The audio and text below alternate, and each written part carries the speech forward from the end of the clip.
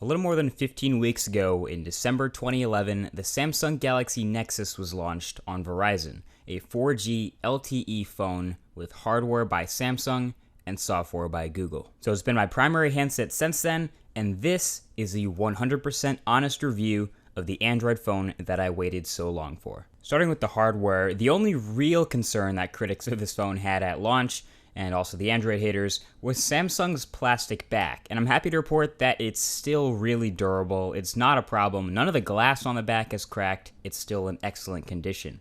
And one other thing to note was that shortly after I got the Nexus, I picked up the 2100 milliamp hour extended battery, which is just ever so slightly thicker than the stock 1800 milliamp hour battery. But the difference is definitely worth it, and it's still a very thin phone.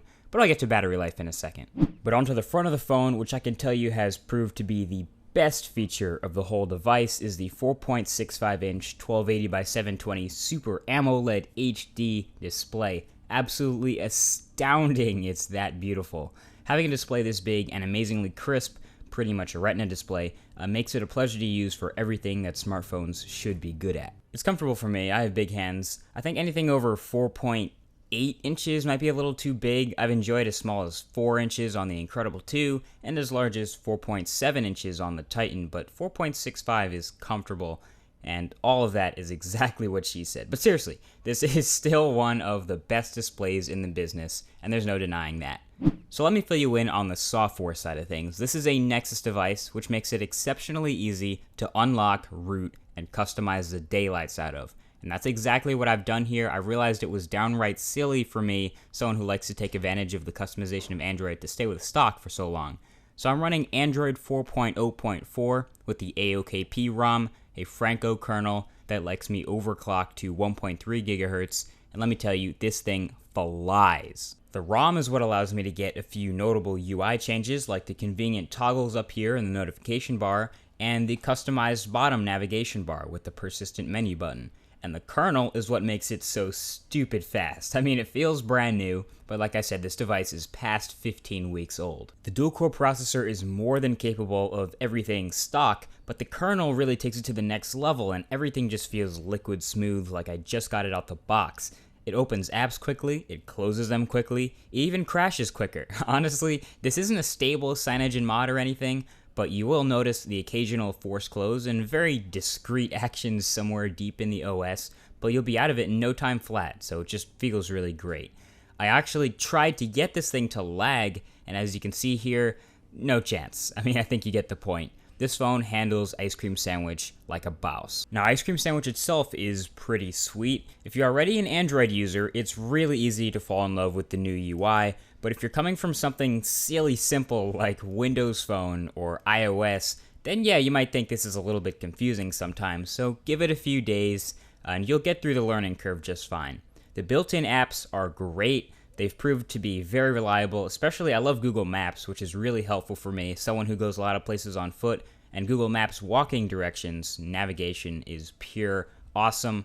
And let's not forget the Play Store, which is full of great apps, great third-party apps, constantly growing with notable additions recently like Instagram and Temple Run.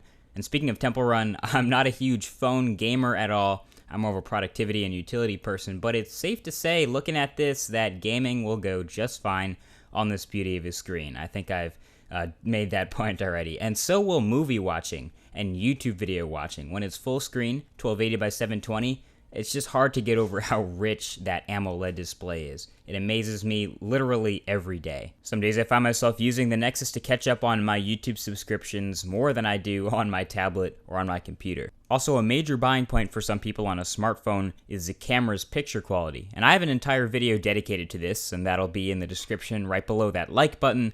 But to sum that up, it's pretty decent. The instant shutter is really nice, convenient, and the front-facing camera is great for Google Plus Hangouts or Skype or even Face Unlock.